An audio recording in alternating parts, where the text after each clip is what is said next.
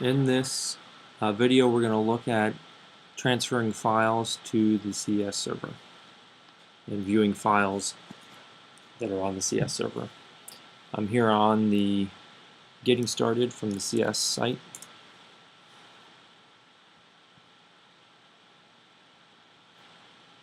Wherever that link happens to be currently. And under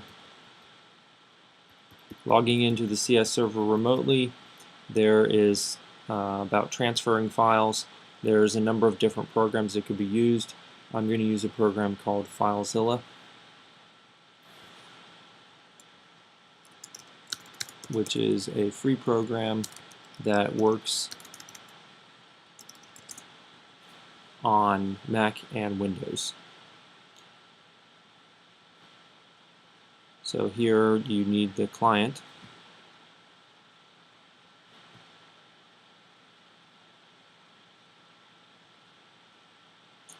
And you would click it to install it. I believe I already have it installed.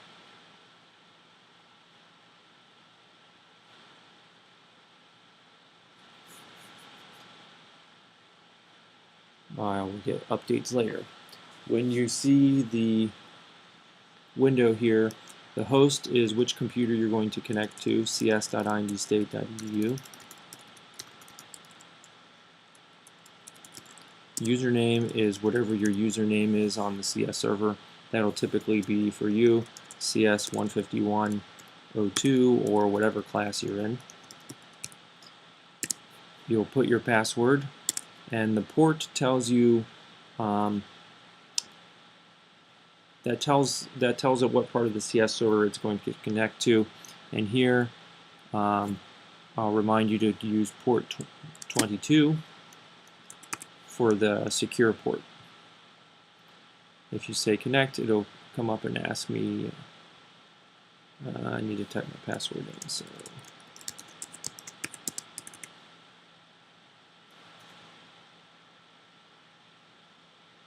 okay, now I'm connected and I have a graphical view of what things look like.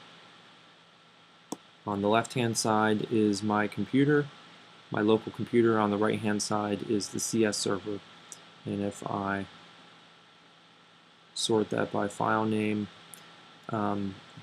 this is showing the directories on the server that are mine.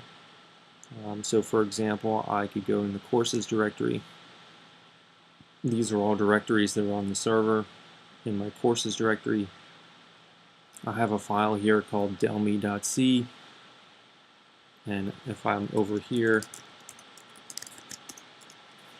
I can go into, on the Linux shell that I'm connected to here, if I say cd space tilde, tilde is a special thing that means my home directory, and then I can go into courses. If I look at that, this text printout will correspond to the printout here.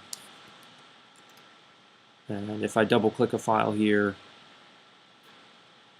it'll transfer it to my local computer, and there it is on my local computer now. I could go into the Finder.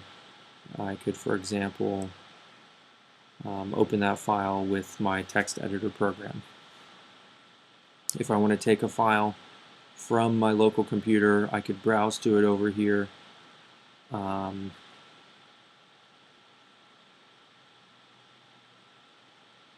So I could take any file here and drag it over, and that would put it in whatever directory this is over on the other side. So I could just make sure that I'm in whatever directory that's supposed to be, and if I drag it over, that'll transfer. Now it's on the CS server as well. So this view over here looks very much like you're used to dealing with in the My Computer or in the Finder. Transfer files back and forth. You have to, every time you open up the program, you would have to type in cs.indstate.edu, the username, the password, and the port 22. Now you can create this information to save it. Okay, if we want to set it up so that it remembers, that'll be in the Site Manager. On this version of FileZilla, it was right there.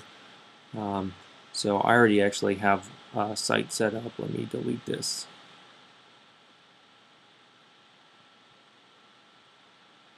Okay, so I'm going to create a new site.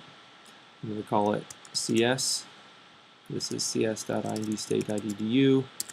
I want to use protocol SFTP, and that should be enough. My login type is going to be normal jkinney, and if I wanted to ask me for the password every time, then I'll go ahead and do that. And say OK, so it should remember.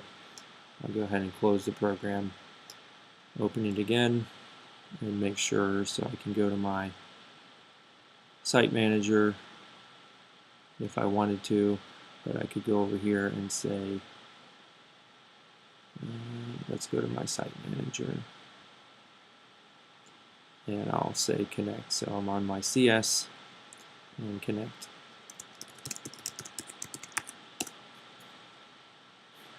It'll take a second to connect, and these are all my files there. These files with the dot, those are hidden files. So on my display over here, those don't show up by default. On the FileZilla, it's showing me all those hidden files. They're normally configuration files. Sometimes you'll need those. Alright, so that's dealing with files, transferring files back and forth between the server and your local computer.